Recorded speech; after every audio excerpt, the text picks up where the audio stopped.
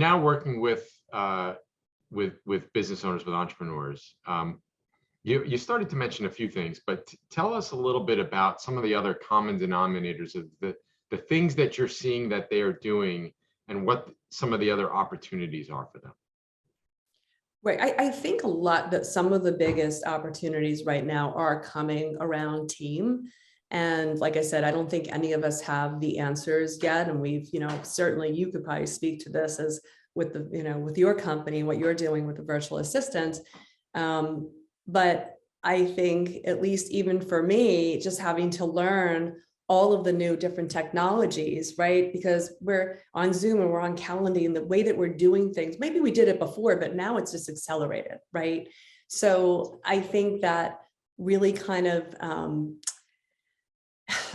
working through how to have that team and what's going on. And if you don't have those subtle cues where you're not seeing somebody in person, right?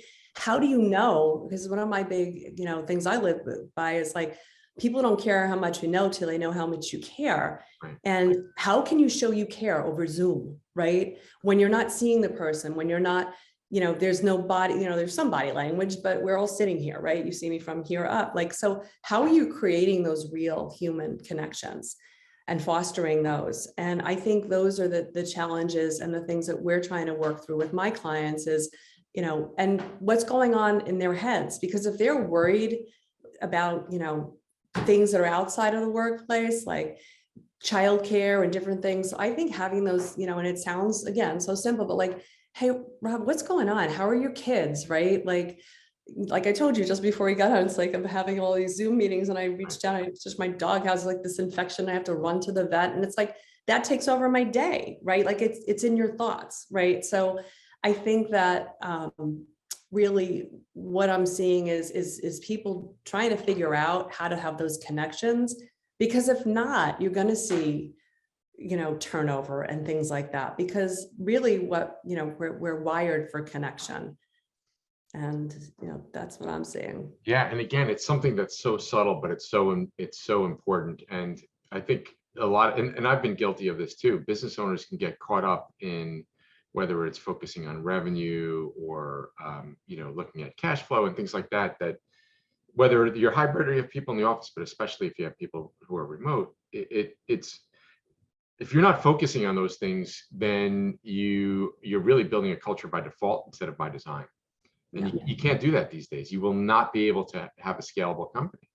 It's funny. I had a client ask me to come in and do a culture workshop. They're like, we want to define our culture. I'm like, your culture exists, whether you know it or not. There's some DNA there. So, is it by design or is it by accident? It's exactly. It's so, I think the most important, and listen, again, companies are like people, flawed, messy, I always say you bring your whole self to work. So it's about, I think, the amplification of the things that, you want to, you aspire to be. It's like your future self. So you may not have a culture of, accountability or care or whatever, but it's like, if that's what you want, like, what are the seeds that we can water and then really, really kind of have it organically grow that way and direct it, but not so like beat it over the head. Like, this is who we are. No, there's a saying that I say, it's like, you can't hear what you're saying because who you are is speaking so loudly. As soon as you walk into a room, you're showing who you are, and you're a culture carrier, right? So I think it's all that being aware of how you are, and we as leaders really need to be aware of how we're showing up for people. This stuff is not easy, people. I can tell you firsthand. Yeah.